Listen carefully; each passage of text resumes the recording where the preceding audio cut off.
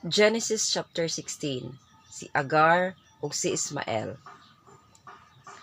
Ug si Sarai nga asawa ni Abram wala mag-anak kaniya.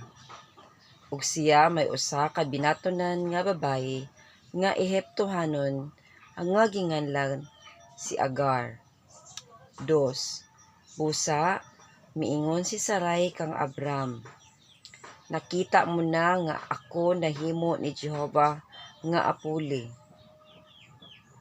Mangayo ako kanimo nga dumuol ka sa akong binatunan nga babayi, tingali nga ako makabaton og mga anak pinaagi kaniya. Og gipatalinghogan ni Abram ang giingon ni Sarai. 3. Og si Sarai nga asawa ni Abram nagkuha kang Agar nga iyang binatunan nga Ehiptohanon sa tapos ang napulo ka tuig nga nagpuyo ni Abram sa yuta sa Kanaan. Ug siya gipaasawa niya kang Abram nga iyang bana. 4. Ug siya miduol kang Agar ug siya nanamkon. Ug sa pagkakita niya nga nanamkon siya, ang iyang agalon nga babayi ginatan-aw niya uban ang pagtamay. 5. Unya miingon si Sarai kang Abram, ang akong kaulaw sa ibabaw nimo, akong gihatag ang akong binatunan nga babayi sa imong sabakan. Ug sa ginatan-aw niya nga nanamkon siya, nagatan-aw siya kanako uban ang pagtamay. Pahukma si Jehova sa taliwala kanako ug kanimo. 6. Apan mitubag si Abram kang Sarai, tan-awa, ang imong ulipon nga babayi anaa sa imong kamot. Buhaton mo kaniya ang ginahuna-huna mo nga maayo. Ug si Sarai nagsakit kaniya pag-ayo, ug mikalagyo siya gikan sa iyang atubangan. 7. Og hingkaplagan siya sa manulunda ni Jehova sa tupad sa usa ka tuburan sa tubig didto sa kamingawan, nga haduol sa tuburan nga diha sa dalan paingon sa Sor. 8. Ug miingon siya, Agar, ulipon ni Sarai, diin ba ikaw gikan? Ug asa ka ba paingon? Ug siya mitubag, mikalagyo ako gikan sa tubangan ni Sarai nga akong agalon. 9. Ug miingon kaniya ang manulunda ni Jehova, bumalik ka sa imong agalon nga babayi, ug magpaubos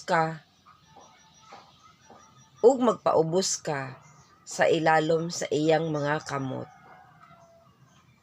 10. Miingon usab kaniya ang manulunda ni Jehova, pagadaghanon ko gayod ang imong kaliwatan, nga kini dili arang maiisip tungod sa gidaghanon. 11. Mingon pagayod ang manulunda ni Jehova, tan-awa, ikaw nanamkon, ug mag-anak ka og usa ka anak nga lalaki, ug pagahinginlan mo ang iyang ngalang Ismael.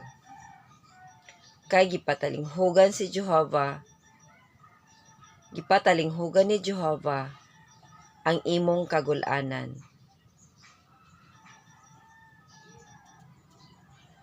12. Ug siya mahimong sama sa ihalas nga asno sa taliwala sa mga katawhan.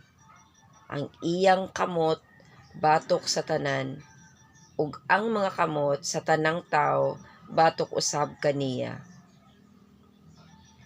Ug sa atubangan sa tanan nga iyang mga igsoon, magapuyo siya. 13. Unya nangaliya siya kang Jehova nga nakigsulti kaniya.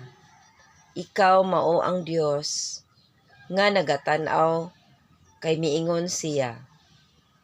Wala ba usab ako makakita dinhi sa nagatan-aw kanako?